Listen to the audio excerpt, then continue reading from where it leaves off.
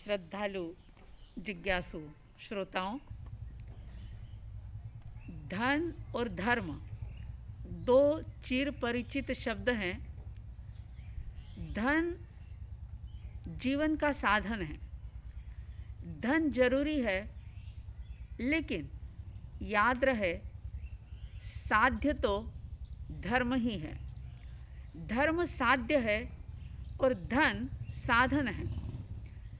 लेकिन बहुत सारे लोग जो धन को साध्य मान लेते हैं, धन उस समय में बहुत बुरा हो जाता है जब व्यक्ति उस धन के पीछे, उन पैसों के पीछे अपने जीवन की शांति को, अपनी सेहत को, अपने अनमोल समय को भी गंवा देता है।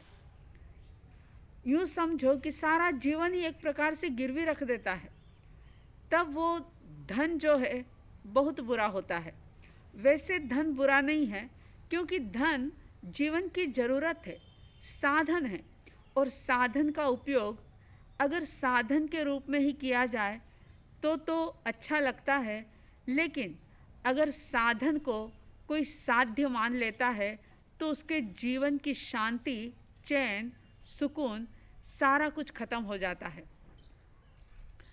धन और धर्म, इन दोनों में से ज़्यादा महत्व धर्म को देना चाहिए। और प्रत्येक व्यक्ति को ये विचार करना चाहिए कि जितना समय, जितनी एनर्जी, जितनी समझ, जितनी बुद्धि का प्रयोग धन की प्राप्ति के अंदर लगा रहे हैं, क्या उससे आधा समय भी धर्म साधना में बीत रहा है या नहीं बीत रहा? सर्वोपरि किसको माना है? बहुत प्यारा एक प्रसंग मुझे याद आता है कि एक बार, बात बहुत पुरानी है, तो एक राजा जो बिल्कुल धर्म का द्वेषी था, उसे धर्म अच्छा नहीं लगता था। लेकिन संयोग कुछ ऐसा बना था कि राजा का जो मंत्री था वह बहुत धर्मपरायण था। धर्म उसके रोम रोम में बसा हुआ था। और जिसके जीवन में धर्म होता है वो कभी भी किसी का अहित नहीं कर पाता। उसका जीवन सर्वजन हिताय, सर्वजन सुखाय होता है। कभी वह किसी के नुकसान में निमित्त नहीं बनता। उसके भीतर में दुर्भावनाएं नहीं होती। धार्मिक व्यक्ति की विशेषता होती है कि उसका भीतर, उसका अंतर, उसका चित्त बहुत ही सहज होता है, सरल होता है और करुणा से वह व्यक्ति लबालब भरा होता है। अब देखो, मंत्री जो था वह धर्मात्मा था।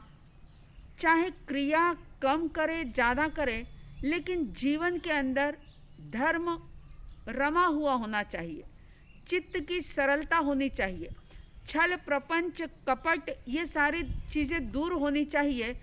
और सारी क्रियाएं, सारा कार्य दया करुणा से ओतप्रोत होकर के सर्वजन हिताय, यानी सारे लोगों का हित करने वाला, लोगों का ही क्यों, सब जीवों का हित करने वाला और सब जीवों को सुख पहुंचाने वाला धार्मिक व्यक्ति का कार्य होता है।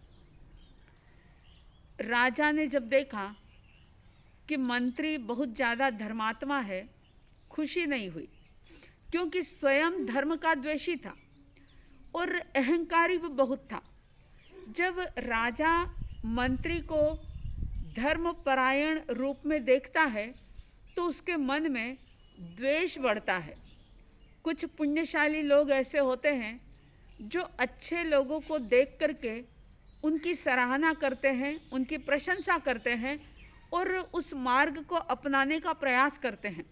लेकिन जिनके भीतर में अहंकार कूट कूट करके भरा हुआ हो और स्वयं के भीतर में धार्मिक भावना ना हो, जो धर्म से ही द्वेष रखने वाले हो, तो ऐसे लोगों को धार्मिक लोग अच्छे नहीं लगते। राजा ने भी देखा भीतर में एक द्वेष की आग जल गई मंत्री के प्रति और विचार करने लगा कि किसी तरह से इस मंत्री को मैं मंत्री पद से हटा दूं, क्योंकि ये बहुत दया करता है, करुणा करता है, जन जन का उपकार करता है। और ये बात राजा को अच्छी नहीं लग रही थी।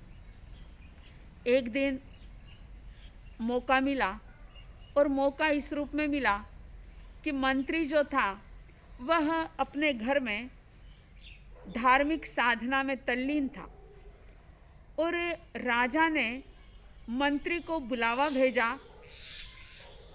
जैसे ही कोई बुलाने के लिए गया, मंत्री ने उनको कोई तवज्जो नहीं दी, क्योंकि धर्म सर्वोपरि था। भजन में, अपने चिंतन मनन में, प्रभु भक्ति में मंत्री इतना तल्लीन था कि उसे पता ही नहीं चला कि कौन आया और क्या कह कर के चला गया।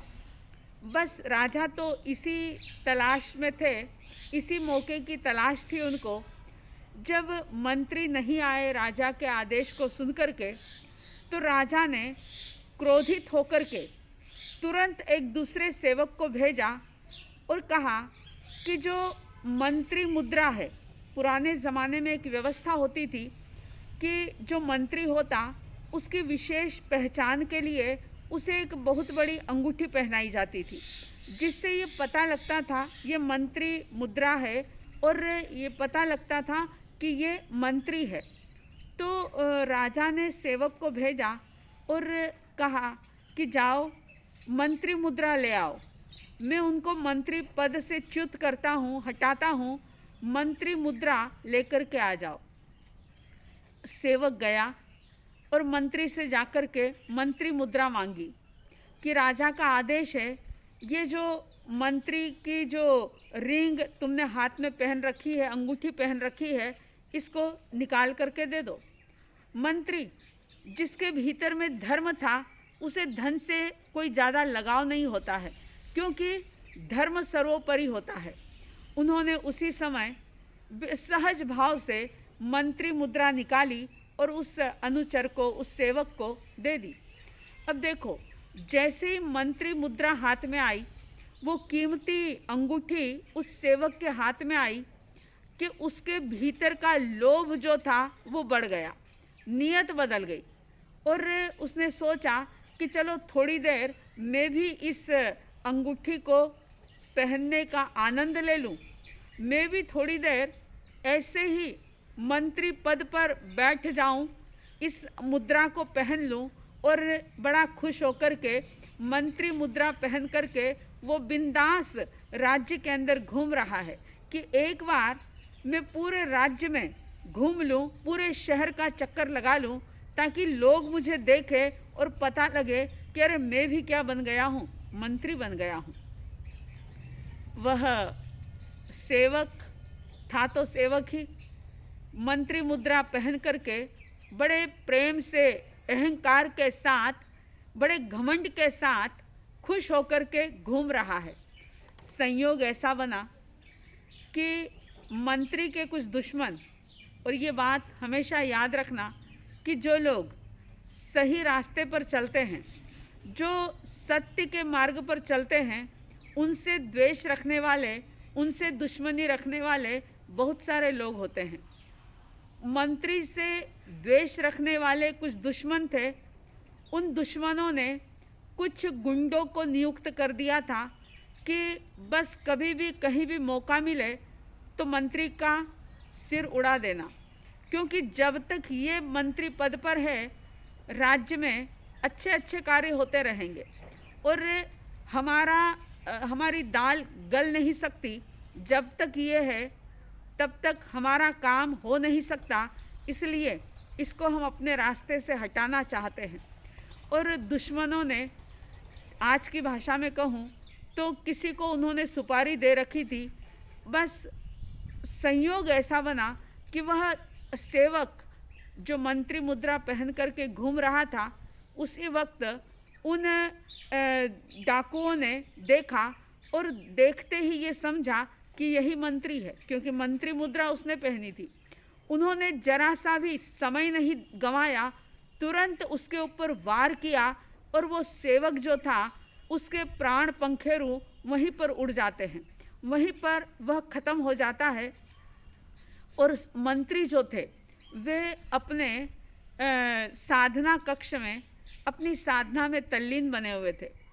जब राजा को सारी बातें पता चली तो राजा ने धर्म के महत्व को जाना, धर्म के महत्व को समझा और ये सोचा कि जहाँ धर्म है वहाँ रक्षा है, जहाँ लोभ है, लालच है, वहाँ शांति, सुकून, चैन सब कुछ ताक पर चढ़ जाते हैं और व्यक्ति का जीवन पूर्णतया अशांति से युक्त हो जाता है।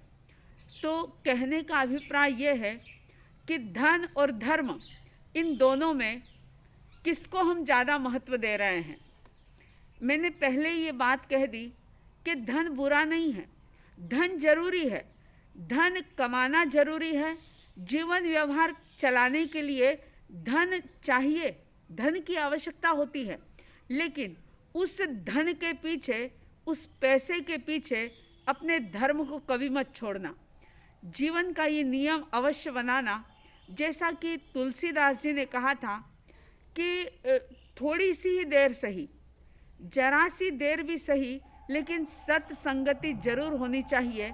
मैं आपसे ये कहूँगी कि 24 घंटे में से हर एक घंटे में अगर 2-2 मिनट भी व्यक्ति निकाले, देखो 58 मिनट संसारिक कामों के लिए, घर गृहस्थी के कामों के लिए, हर घंटे का 58 मिनट्स जो है वह शारीरिक कामों के लिए, शरीर से जुड़े हुए सारे कार्यों के लिए, व्यापार के लिए, धंधे के लिए, हर घंटे में से सिर्फ और सिर्फ 2-2 मिनट का समय निकालें तो परमात्मा ने बड़ा सुंदर मार्ग बताया कि हर घंटे में से 2-2 मिनट का समय खींचो और सिर्फ 48 मिनट का समय स्वयं के लिए निकालो, सामयिक की साधना के लिए निकालो।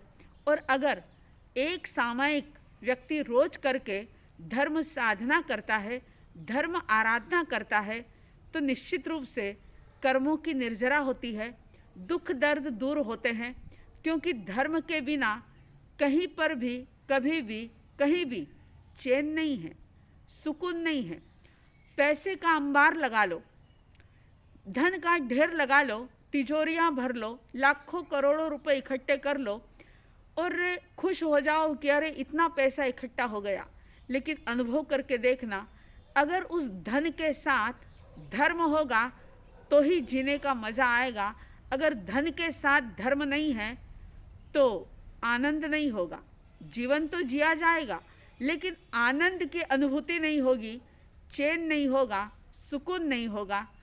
तो धन के साथ साथ धर्म को महत्व दे, क्योंकि कहा था स्वर के बिना संगीत नहीं मिलता, स्वर के बिना संगीत नहीं मिलता और दिल के बिना मीत नहीं मिलता। धर्म के बिना शांति चाहने वालों याद रखना, धर्म के बिना शांति चाहने वालों याद रखना, दूध के बिना नवनीत नहीं मिलता, दूध के बिना नवनीत नहीं मिलता। मक्खन को पाना है तो दूध की आवश्यकता होती है, बिना दूध के मक्खन की प्राप्ति नहीं होती। ऐसे ही बिना धर्म साधना के, बिना धर्म के भीतर में चैन और सुकून प्राप्त नहीं होता। चाहे कितनी भी सोने चांदी हीरे माणिक मोती की चैन पहन लो, लेकिन भीतर का चैन इन बाहर के धन की चैन पहनने से प्राप्त नहीं हो सकता। इसलिए धर्म को विशेष महत्व दें, हर घंटे में से 2-2 मिनट का समय निकालें और एक सामयिक का जीवन में नियम बनाएं कि चाहे कुछ भी हो जाए लेकिन कम से कम 48 मिनट हम अपने आत्म साधना के लिए, धर्म साधना के लिए अवश्य निकालेंगे। वो हमारी आत्मा के विश्राम का समय होगा। साध्वी द्वय की तरफ से हार्दिक हार्दिक शुभ मंगल कामनाएं कि आप सबके भीतर में धर्म के प्रति श्रद्धा का भाव दृढ़ बने। आप अपने जीवन में धन की प्राप्ति के साथ साथ धर्म की आराधना भी करते चले जाएं। ऐसी हार्दिक हार्दिक शुभ मंगल भावनाओं के साथ जय प्रभु महावीर, जय गुरु आनंद।